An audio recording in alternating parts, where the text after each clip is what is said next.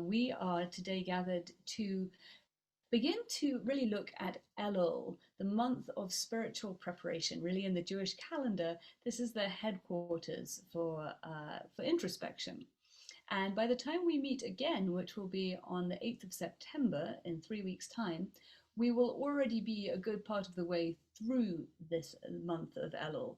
Right now, we haven't got there yet. So, what I'd like to do today is to use our time to look at the various methods that Rabbi Lu suggests for inner preparation in advance of the High Holy Days, and particularly to start making plans, each of us, as to where do we want to focus our time and attention. As Rabbi Lu says, it's best really to pick one thing and commit to it. And as I said when we began our class together, my hope for this course is it's more than just an academic study. Rather, I feel that we're drawn here because we want to get more out of this season of renewal and deepening. So really that rests on each of us, but my hope is that today's session kind of tills the soil for and helps people set intention for how they want to prepare.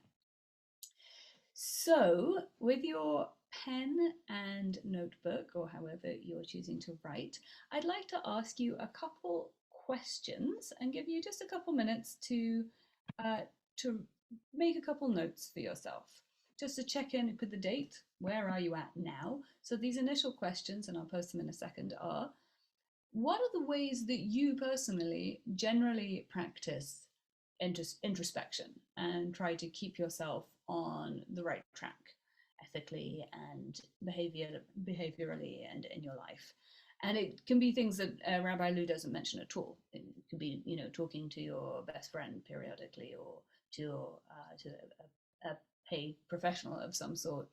There are many different pathways to self-awareness. So the first question is, what do you generally do to keep yourself on the right track?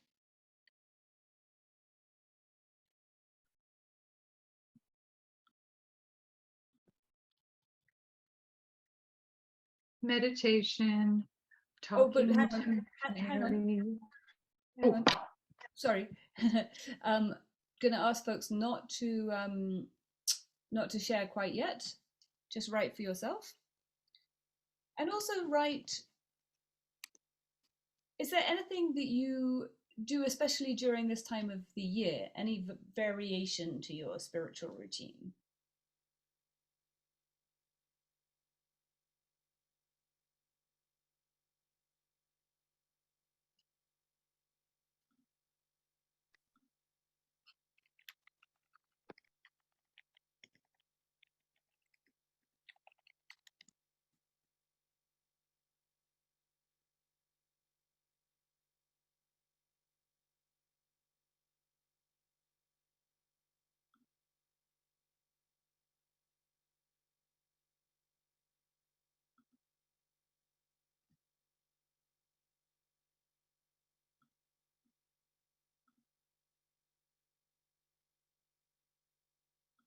So, folks who are just arriving, we're taking a couple of minutes to write to ourselves. I will repost the questions into the chat.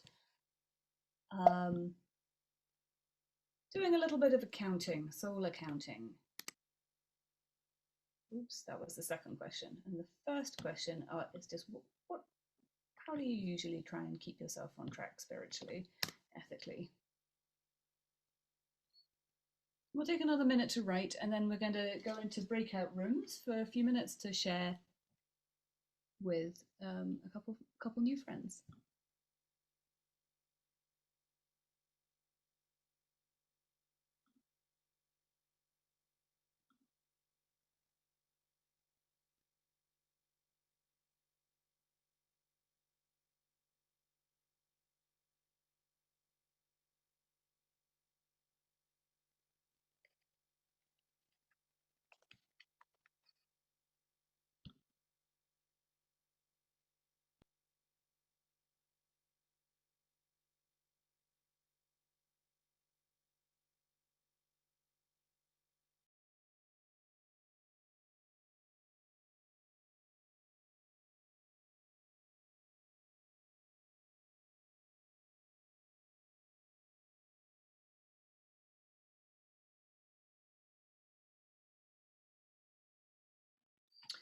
So I encourage you to keep your notebook with you through the class.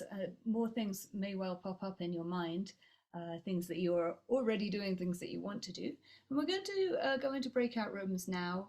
We're going to have 3 people in a room. And the invitation is to share for 1 minute each anything that is any debrief from what you just wrote. What do you tend to do? What would you like to do? Anything that you'd like to try and focus on a little bit more as we're preparing for the days of awe. Meaningful. So as Rabbi Lu points out, this season is our headquarters for introspection.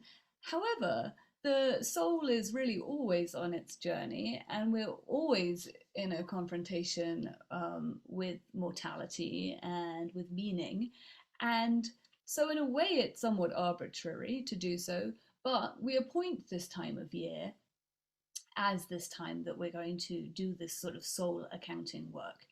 As he explains in the introductory chapter, originally the focus may just have been the 10 days, the potent 10 days themselves, culminating in Yom Kippur with Rosh Hashanah as sort of opening ceremonies to get people on the train going towards the Day of Atonement, which was the big one.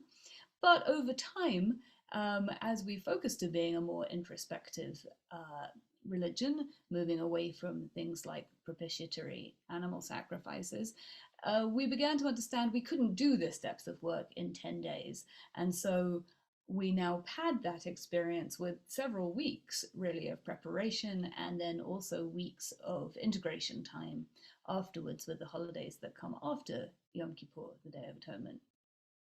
So while recognizing that it's a choice to say, oh, this season, the autumn time is when we're going to focus on these big life and death questions of where are we going and how is it going and what should we be doing and am I right with myself and am I right in my relationships and how am I showing up for this life? Nonetheless, this is the choice that we've made, is to do it at this season.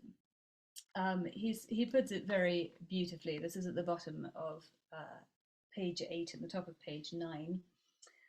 He says, the journey I will describe in these pages is one of self-discovery, spiritual discipline, self-forgiveness, and spiritual evolution. It is the snapshot the Jewish people pull out every autumn of the great journey all human beings must make across this world. The journey from Tisha B'Av to Sukkot, from Rosh Hashanah to Yom Kippur, from birth to death, and back to renewal again. Seeing yourself in this snapshot will help you chart the course of your own spiritual evolution. Every soul needs to express itself. Every heart needs to crack itself open. Every one of us needs to move from anger to healing, from denial to consciousness, from boredom to renewal. These needs did not arise yesterday. They are amongst the most ancient of human yearnings. So with this understanding that these universal questions, these universal needs are calling us in a very personal way, and yet we use the collective and the ceremonial to support this very much interior work. I'd like for us to turn to the beginning of chapter 4, to page 65. Happily, the page numbers are the same in the hardback and the softback edition, so whichever you have. Please turn now to page 65, where we begin to get some discussion from the traditional sources of precisely how we're advised to go about doing this preparatory work in the weeks leading up to Yom Kippur.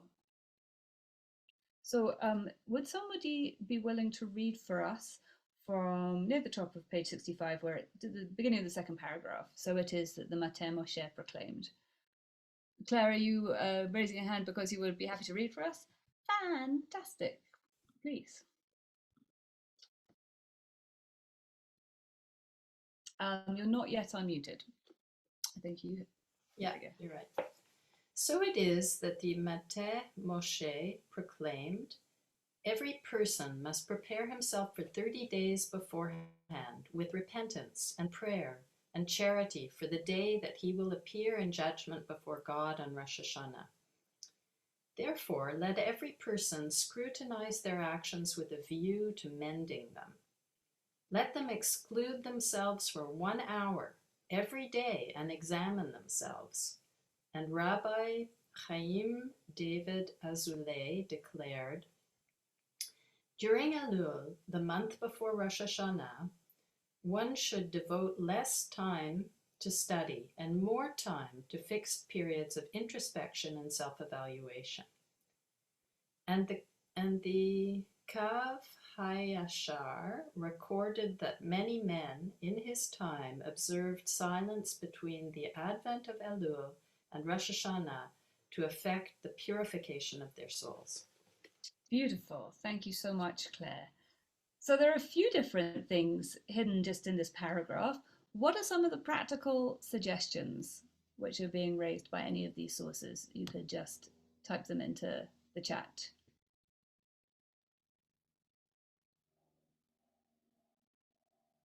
Silence. Great. Introspection. Study less and introspect more. So yes, less focus on your outer work and more focus on the inner work. Yeah, do it consistently every day for 30 days. This is preparation. Study yourself. Yeah, an hour per day. Exclude yourself. Put yourself in a private space for an hour a day. Anything else? Don't judge anyone but yourself. Beautiful. Yeah, really the focus here is yourself. Seclusion. Yep, spending time alone. Discipline. Silence for a month, question mark. Some people do really try to hold silence unless it's for a practical purpose. If they need to say something, they'll say something, but they'll try not to chat at any rate. Oh right, yes, tzedakah. So it is also mentioned here that repentance goes hand in, or teshuva goes hand in hand with prayer and charity, which of course is a theme we'll come back to. So there is also a right to a fixing up of our active work in the world too. Review your actions. Beautiful. So just as a first question, is anyone inspired to take any of these rubrics to heart? I see you say silence. Anyone want to try taking that on? Anyone want to try to do something every day for 30 days, or try to spend an hour a day on this material? Randy. And then Natalie. I read a little further in the next paragraph, and I actually realized that blowing the shofar would be a very good start. And I have a really nice shofar, and I can blow it. So beautiful. Next time I'll ask you to, but we're not going to blow it today because we're not in Elul yet. But I love that you have a shofar. And yes, that is certainly another wonderful daily practice to add for this month. Rabbi Michael J says that he would respond, but he's decided to start silence today. Very good, Rabbi. Thank you. Natalie. I spend a great deal of time in study and prayer normally. So what I do is I start reading the books for Rosh Hashanah and Yom Kippur ahead of time and trying to recall my prayers and the liturgy and trying to guess what the rabbis are going to use. I find that I study more intensely. I take more classes. I have 4 today, and I pump it up. I live alone, so spending time alone is easy. I find that I sit someplace different just to be in a different mindset. I find all those things very rewarding and essential. Beautiful. Thank you so much, Natalie. That's great additions there. I love that people are mentioning also reading spiritual books, like helping to focus our minds precisely with the help of texts such as these ones. That's an excellent suggestion as well. So we are going to spend a little bit of time at least touching on each of the practices that Rabbi Lu suggests in this chapter, chapter 4, the horn blew and I began to wake up, Elul. But for those who have read this already, did anything jump out at you? What were any of these practices that hooked your attention, made you curious? You could just put those in the chat too, and then we'll begin to go through them together.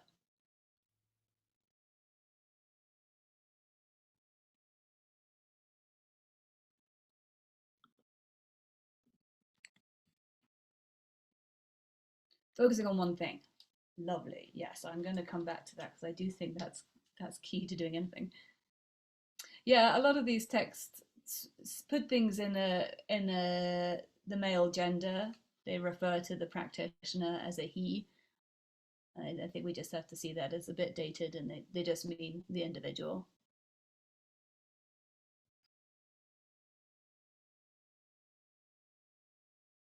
Tefillah, prayer, that was another practice in particular.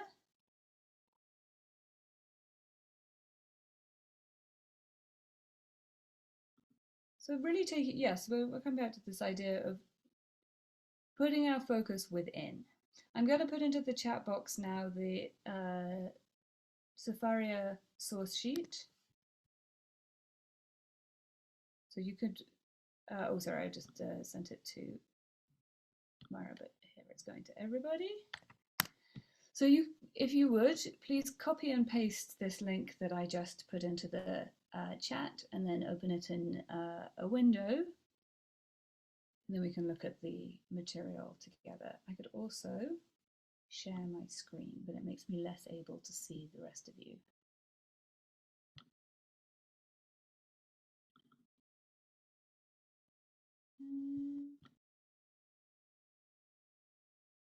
So you can see this now, right?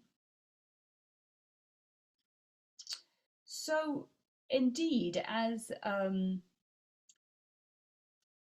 I think Claire mentioned, we're really trying to focus in on one or two things that each of us feels excited about trying to take on in this period, and that's likely to be much more effective than trying to do many, many things and in the end doing none of them.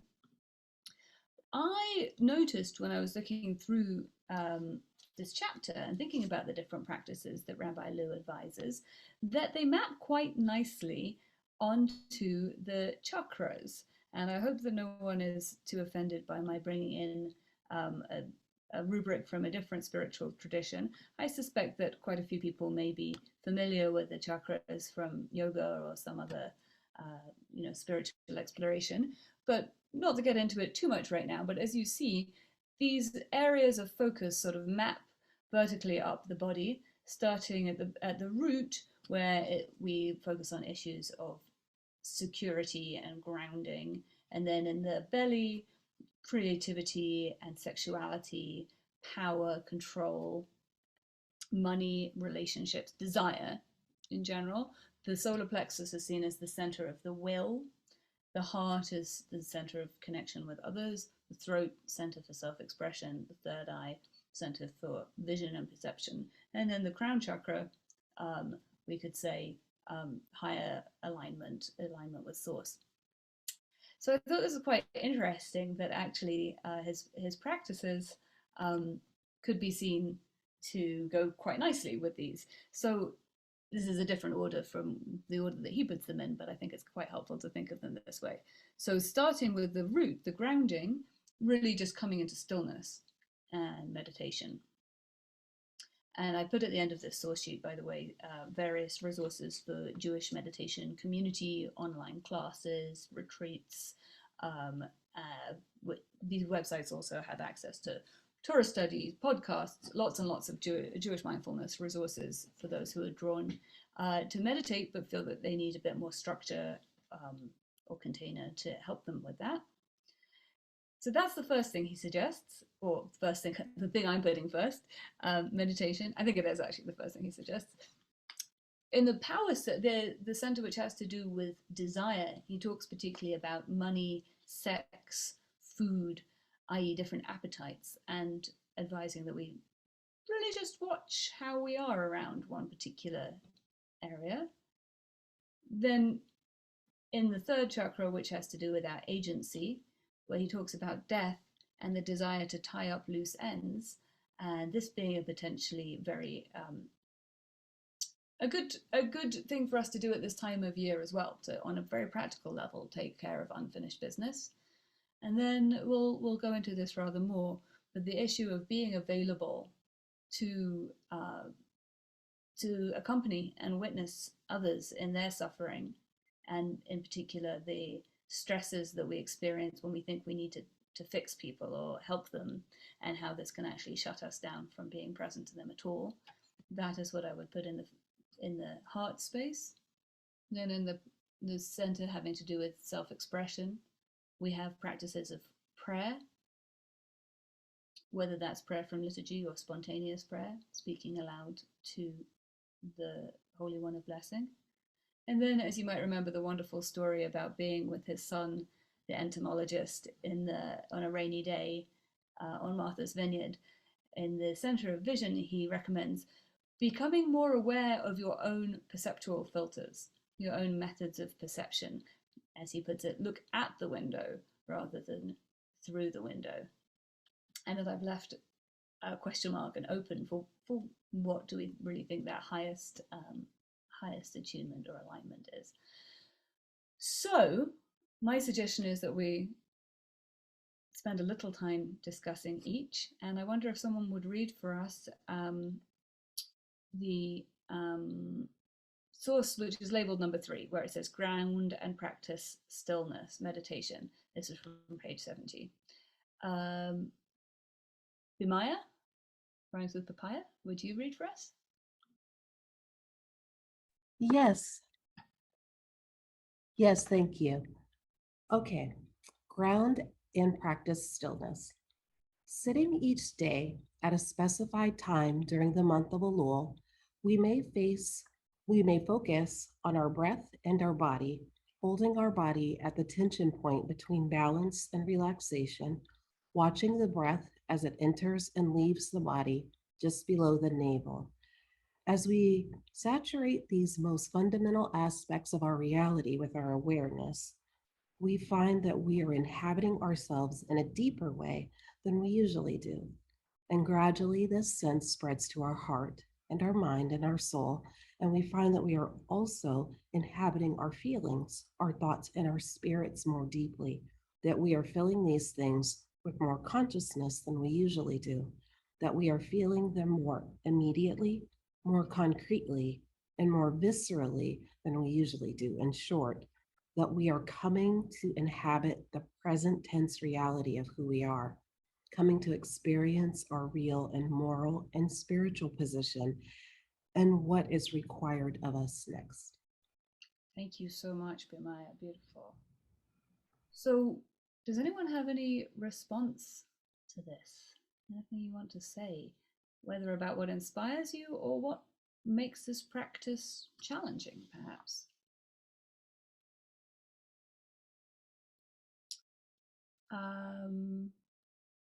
Beth, and then Danielle. One thing I was struck by was his recommendation to watch the breath entering and leaving the body just below the navel. And I find that interesting because there are all kinds of focal points that a person can use for grounding themselves during meditation. And I'm just wondering why he might be recommending this particular point. When I teach meditation very part-time, and when I do, I tend to recommend more tangible places, like where a person feels great grounding, for example, the sensation of the feet on the floor, that kind of thing. So I'm just interested in how he comes to specify this point. Debarti. Shamati, thank you. Well, I'm not a great expert, but I have I've heard in different practice instructions two main places being suggested for focus on the breath. One being where it enters the body through the nose, and one basically being the bottom of the place that it reaches. So in our abdomen, where if you're really relaxed, you're not so much breathing into the lungs and the chest, but rather feeling your belly expand. I've, as a singer, I've been told to imagine drawing air down a straw into a plastic bag that's in the bottom of my belly. So I think it may simply be the sort of depth of where the breath reaches to. But I would recommend to everyone who's curious about this to go check out some of the meditation resources and find a teacher more experienced than I to ask such a question. The main thing though is to pick one place and stick with it. And if it's more to the point for you to follow it coming in and out of your nose, great. Or if it's more helpful for you to focus on your feet on the floor, your bum on the seat, great. Do that. Danielle. Yes, I do the breathing exercise because I recognize in his text a lot of myself. It's so familiar. And I use my breath and I find that I immediately become aware of me completely. And what I also do, and especially now, because it's nice weather here, which is in Belgium, kind of a nesgadol, I go into the garden and to become aware of the energy of the plants, how alive they are, how vibrant, that also helps to be in the moment. Wonderful. Yeah, it does sound like an escadole, and which means a great miracle. And I love hearing you say that as soon as you come into your breath, you drop into presence. What a wonderful thing. As he says, when we saturate these most fundamental aspects of our reality with our awareness, we find that we are inhabiting ourselves in a deeper way than we usually do. And I think that's one of the reasons that so many spiritual practice recommend focusing on the breath, because it is fundamental. And interestingly, it's the only system in our body which is both autonomic, meaning it does itself. We don't have to think about breathing, thank God. The body does it automatically. And yet, unlike our heartbeat, we can control it. We can lengthen the breath. We can hold the breath. So it's at this very interesting bridge point between what is our unconscious function and what's our conscious function. And I think that's also another reason that the breath is a focus for spiritual practitioners, as we're trying to expand our conscious function and become more aware of our unconscious function. Beautiful. So this is kind of a whistle-stop tour. Johanna, do you want to say something super briefly, or shall we move on to examining one area of life and desire? Very briefly, if I may, in response to the first woman who spoke in answer to this, breathing deeply and focusing on the point beneath the navel, I've come to understand it to be, and I can't quote a source for you on this, but that when we breathe autonomically in our regular life, we tend to breathe, if we're stressed, we breathe a shallow breath. And so the breathing only gets down maybe to the chest. And when that takes place, our body is physically in a fight, flight, or freeze mode. But when we take that deep breath and we focus on the point just below the navel and make sure we're breathing down to that point, we take our brain out of fight, flight, and freeze, and we put our brain into rest and repair. Beautiful. Thank you so much for bringing that. And actually, interestingly enough, every inhale stimulates our sympathetic nervous system, so the fight, flight, freeze, and every exhale stimulates the parasympathetic nervous system, the rest and restore function. So we can practice spending more time on the exhale than on the inhale. And I'm going to suggest, as we get ready to transition to the next subject, let's do that for a little minute. Let's breathe in to a count of 3 and then out to a count of 5. And let's do that again, breathing in, 2, 3, and out, 2, 3, 4, 5. And again, breathing in through the nose 2, 3, and out through the mouth. 2, 3, 4, 5. One more, in through the nose. 2, 3, 4, out through the mouth. 2, 3, 4, 5, 6.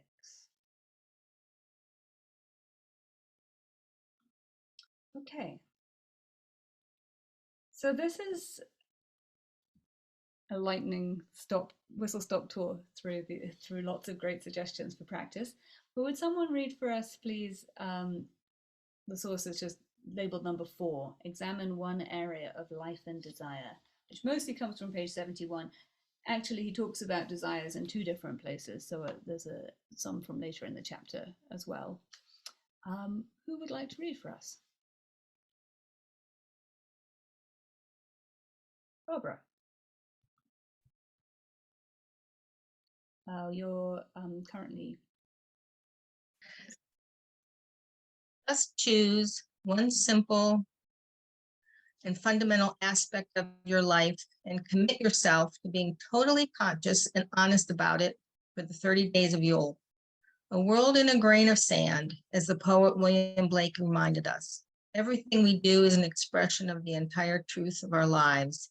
It doesn't really make any difference what it is that we choose to focus on, but it ought to be something pretty basic. Something like eating or sex or money. If for no other reason than that these concerns are likely to arise quite frequently in our lives and to give us a lot of grist for the mill. Page 91. We can spend a bit of time each day locating our own particular beldam sans merci to identifying whatever desire has distorted our lives, the beautiful delusion for which we've thrown everything away, or for which we stand ready to do so in any case. And when we've located it, all we have to do is look at it. We don't have to kill it, and we certainly don't have to act on it either. Beautiful. Thank you so much. So he mentions sex and food and money, all of which are quite potent sites of desire and sometimes some inner conflict. I wonder if anyone else wants to chime in the chat with any other suggested areas of focus. Not to be self-disclosing, just thoughts. Basic, but not really simple. Very, very well said.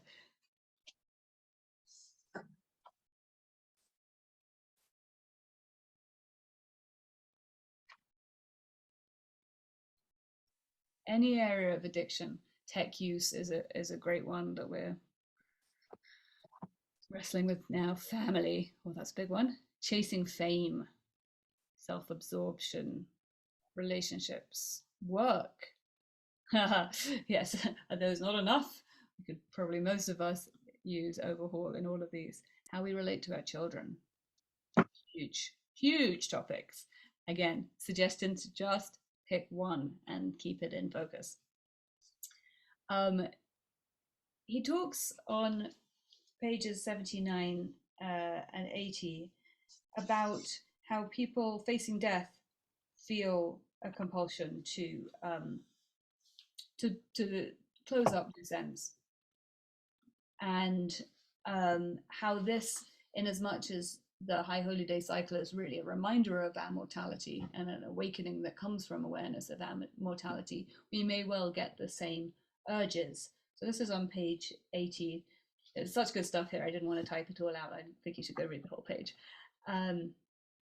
What he says here is, death is merely a time when what is usually unconscious and invisible becomes conscious and visible.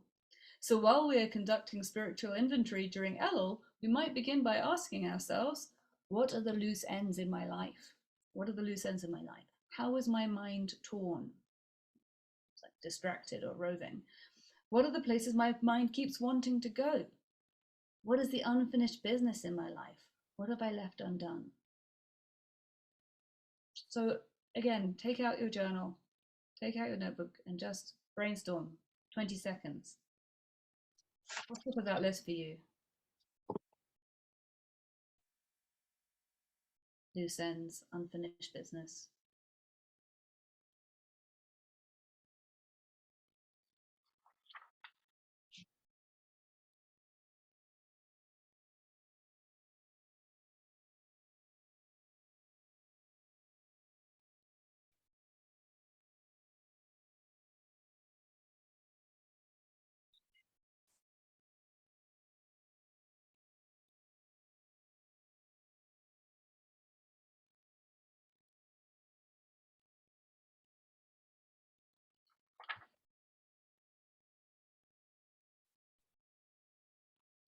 This is deep stuff. I'm not going to ask anybody to share, but I think it's helpful to begin to put it in our own sights, in our own awareness.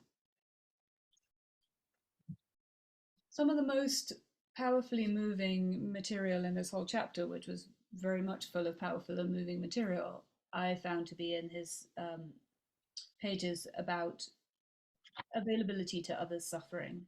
And you might remember his telling the story that even after many years in service as a rabbi, as a pastoral chaplain, still he would feel the terror well up every time he found himself at the door to a hospital room, and he was worried that he would not have what it took. He wouldn't be able to say anything or do anything that would help the person whom he was visiting.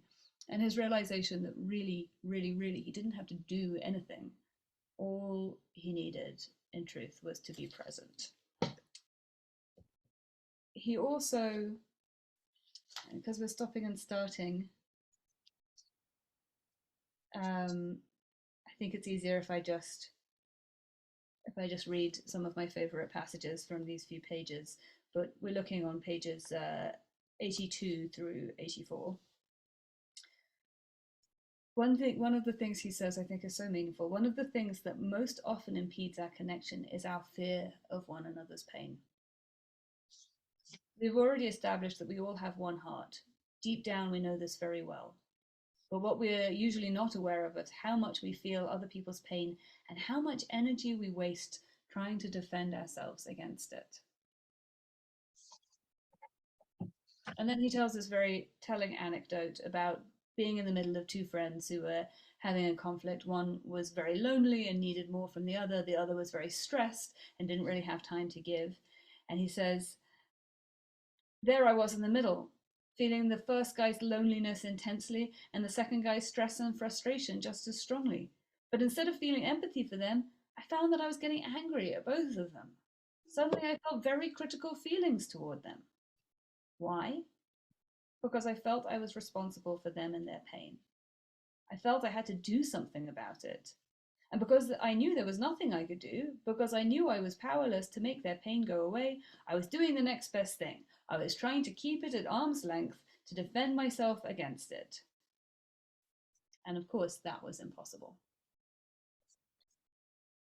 And I started to wonder, how many people am I angry at? How many people do I harbor ungenerous feelings towards simply because I am privy to their suffering and frightened by it? And so I need to keep it at bay with anger and criticism.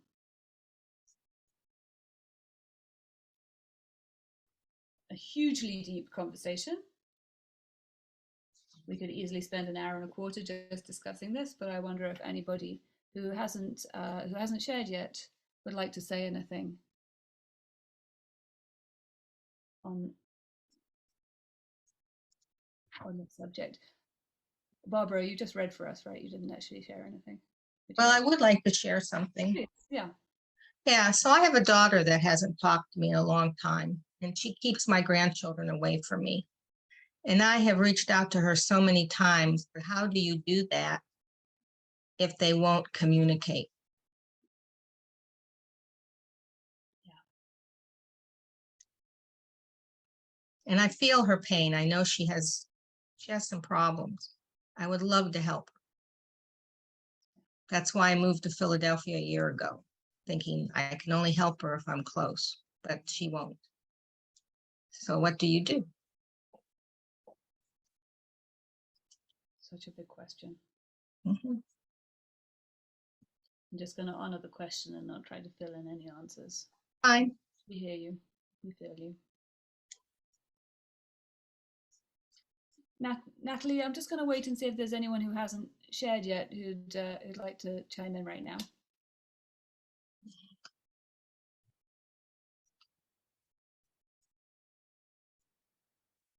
Sunshine. Olio.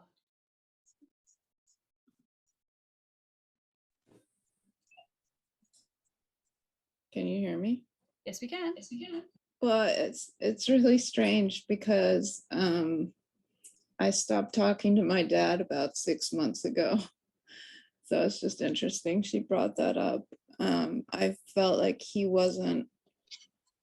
just was adding to my, I'm under a lot of strain because of physical disability. And I felt like he was, instead of helping, he was just sort of adding the pressure. But when you read that piece, I wonder if it's just partly that he feels powerless, and I just don't know how to talk to him. So it's very painful.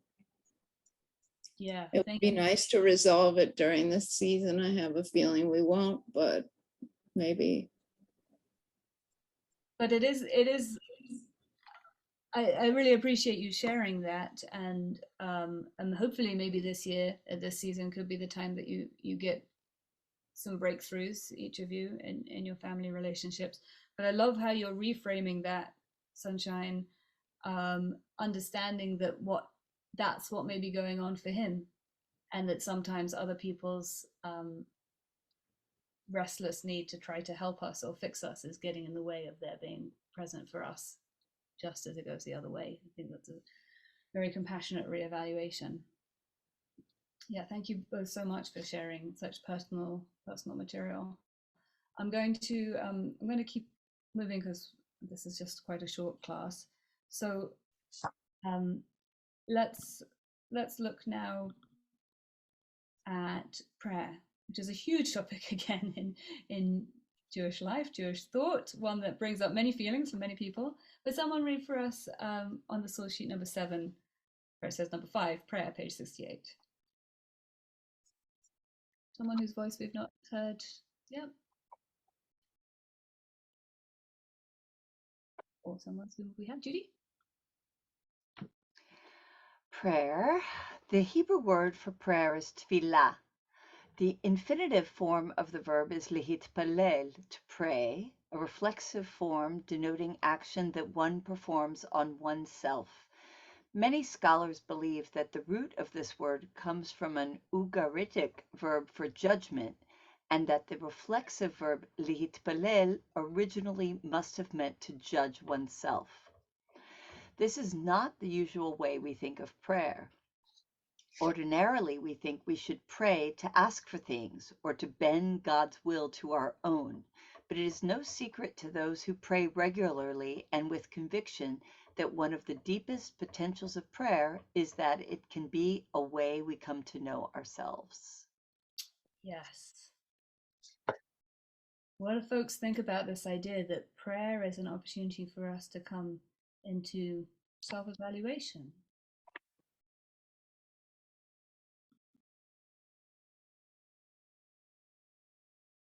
And thank you to everyone who's chiming in on the chat with suggestions and solace to one another. It's beautiful. Maya. Thank you. That is how I sort of see prayer. I always have had a hard time praying to requests, like things for myself, even when I want them, because what usually comes out of my mouth is, all right, whatever you're doing, this is fine. Like I can pray for other people, but to see it as amending myself is, I don't know, that feels like the right thing for right now, like I don't need anything, but mending I do need, like a knitting together, like a reshaping of the threads that are all loose and, coming up with something that's new. So prayer, rather than putting our focus outwards onto something else that could swoop in and fix things, is rather putting the focus inwards and seeing what could be woven, what needs to be mended or be stitched within. Beautiful. Thank you. Anybody else who's not not shared a thought? Say something? And Sunshine, I'm not sure if you have your hand up again or still.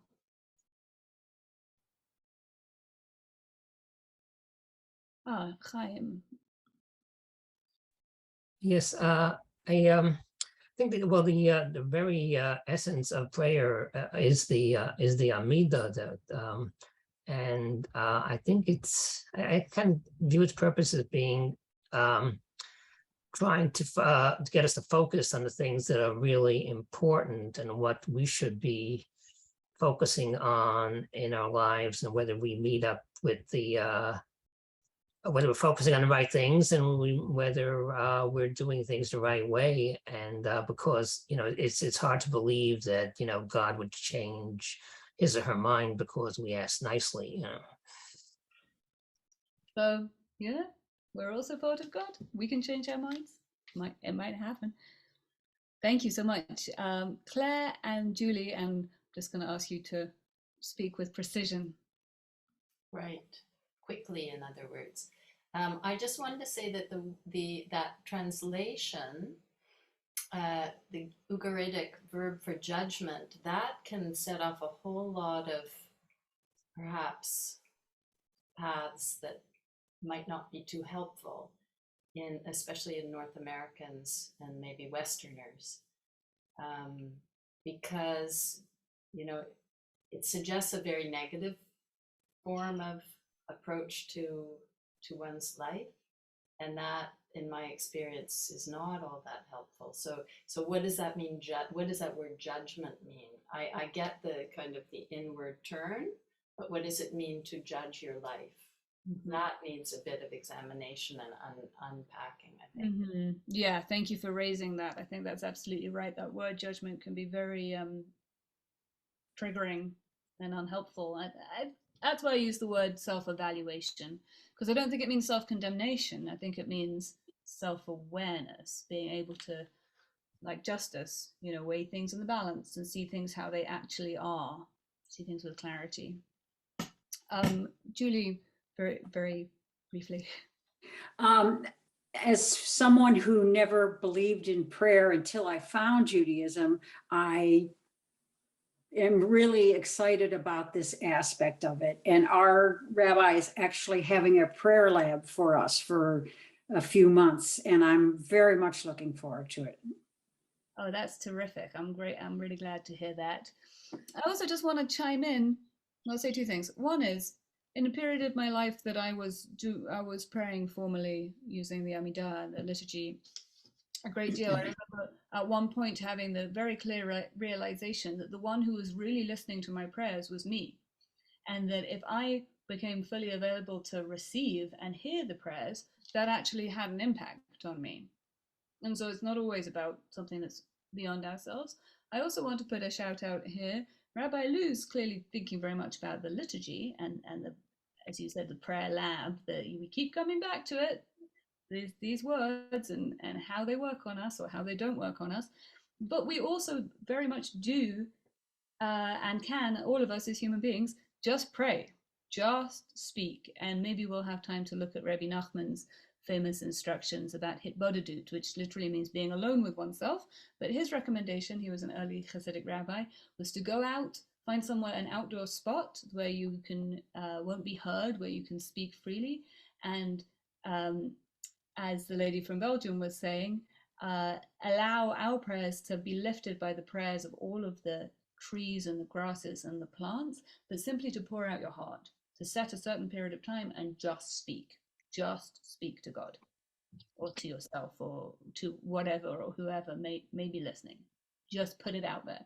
And I found that to be kind of an extraordinary practice. There's really no getting away, there's no getting away from it when you let yourself be really honest like that. There's nowhere to hide in hitbodedut. I will definitely put that on the list of things to think about or try during this period. I looked up the Serenity Prayer, and it turns out it actually has, in its full form, has Jesus at the beginning and the end. So I quoted it in the form that people tend to be more familiar with it, which is without the Jesus at the beginning and the end, which is often found in 12-step work. I think people have come across this prayer, but I think this is a very helpful one. God, grant me the serenity to accept the things I cannot change, the courage to change the things I can, and the wisdom to know the difference. It's a pretty good basic prayer to have, I think, as well. All right, so I wanted to just take a moment to come to this topic of examining our own frames of perception. This, as I said, coming from that wonderful story about looking at the window rather than through the window. Would somebody read for us? I don't know if Jay, you would like to read for us, or you wanted to share your thought, but not so much to read aloud. It's the source number 9.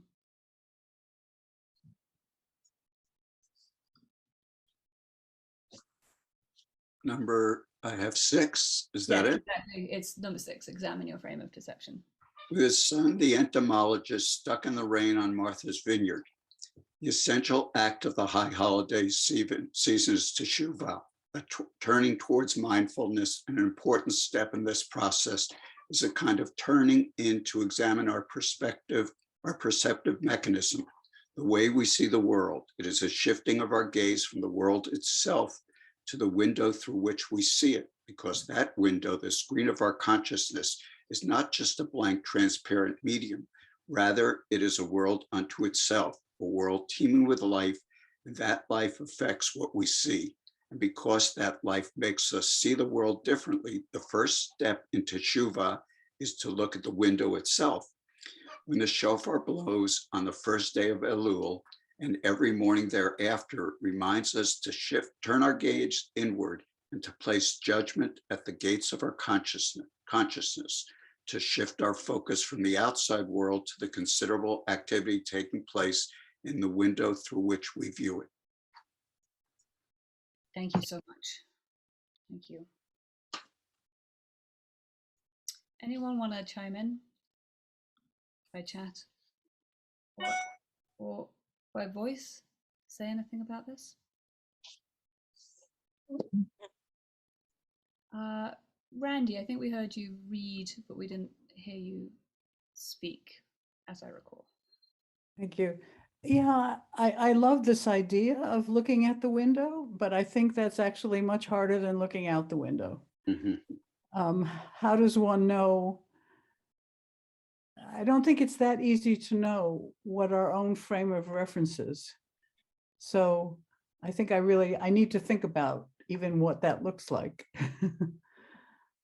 Yeah, I think you're absolutely right on. You're absolutely right on. And as someone who's just recently got glasses for the first time, it is an amazing thing to literally be able to take on and off different lenses or frames. But I think you're absolutely right. Not at all easy. Joanne.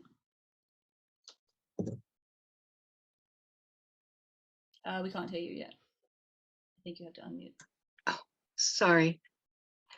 I think when we look at introspection, when we examine ourselves, it helps us to understand that we have some preconceived notions and biases and beliefs that we tend to impose upon other people. And it helps us to acknowledge that, and then maybe to change those biases or those notions that you have. You know, with kids, when you're raising a child, a parent would say, I only want my child to be happy. But a lot of times what they mean is they want them to be happy, but within my frame of reference, you know, and we have to understand that we need to let go of that. Yeah, thank you. Thank you. Jay, last comment. So it sounds like we know that this period is a period of introspection, but one of the things I'm getting from this is that we can use our prayer as a way to be introspective throughout the year. 100%, 100%. And yes, this work is hard, but I feel confident in saying if you spend an hour a day for these 30 days in this kind of introspective practice, you will gain more awareness of what your window is, what your projections are that you're putting on the world. You will gain more clarity. As we come in towards a landing for today, I just want to introduce I put a couple of other little resources into this sheet, and these are for you to take away and do for homework, as it were, with your journal. These are just some ways in to looking at these introspective pieces. This first one is from The Artist's Way, and she says, map your life into these 6 areas, and then put a dot. The closer to the middle dot means not very fulfilled. The right near the edge of the circle dot means yes, I feel very fulfilled in this area. And then connect the dots and see where is your life lopsided. Yes, this person has good spirituality, pretty decent romance and adventure, pretty decent friends, but they really don't feel very fulfilled in exercise, play, and work, right? And she also suggests you can come back to it. Come back to it in 30 days' time. Has anything changed? Come back to it in 60 days' time. Where do you see that you want to change? So that's a very quick exercise. Slightly more time consuming, but also kind of nicely easy to do, is just start looking back over the year. This is from a wonderful book named Kabbalah Month by Month. Unfortunately, it's out of print. If you see a copy secondhand, highly recommended. It's a wonderful book. She suggests going through the year sequentially, also thinking about unfinished business, and also checking in where is there improvement in your physical life, your health and well-being, in your emotional life, your intimacy and connection with other people, in your intellectual life, how are you being stimulated, what do you want to be learning, and also in spiritual connection and spiritual practice, where are the strengths, where's the room for improvement. And as I mentioned, here are just a few of them. I'm sure there are many more, but 3 wonderful organizations specifically for mindfulness meditation through a Jewish framework are listed here, or Halev, the IJS, which somebody mentioned in the chat, and the Awakened Heart Project. And I highlighted a couple of upcoming classes that you may want to dive into for yet more support in this season as we're doing our inner work. Now, I mentioned last time that I wanted to end each class with a moment of music, because I feel that music is one of our great gateways as human beings, and particularly in the Jewish path, this is clearly true. We use music at this season to awaken a certain part of ourselves. So since we're not yet into Elul, we're just doing the preparatory work I wanted to bring Ana B'chach, which is sometimes called the Secret of Ascent. It's a very mystical ancient prayer. It's said to be an acrostic of the 42-letter name of God. I've put a couple of websites that you can look at for lots more inspiration and information about Ana B'chach. And I'm going to play a recording. It's quite brief. Here's the translation, just above number 15, and the Hebrew words are at number 15 and number 16. If you see here, number 15, this is the bit which is what the letters themselves are, which is supposed to be where the sort of mystical power of this prayer resides.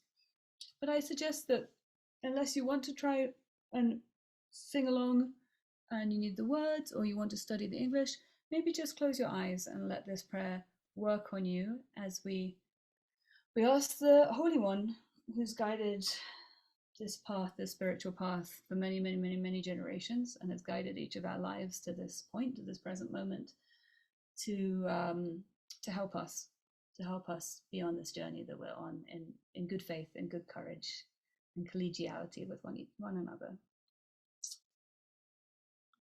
Play it from, hopefully no ads.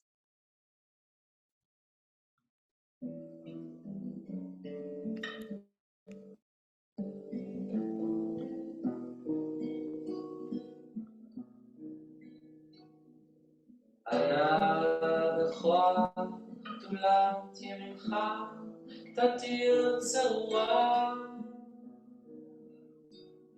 קבר עינת עמך סלבנו תרם נורא נגידו דורשי ייחודך כבבת שומרן בכם תרם רחמי צדקתך תמיד כונן חסין קדוש ברוב טובך נהל עדתך, יחיד גאה לעמך פני זוכרי קדושתך, שבתנו קבל ושמע צעקתנו, יודע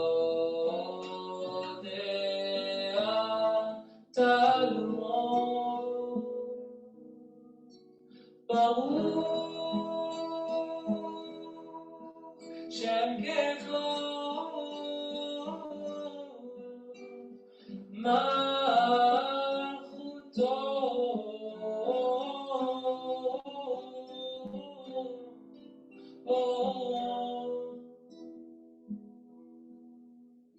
לעולם ועד.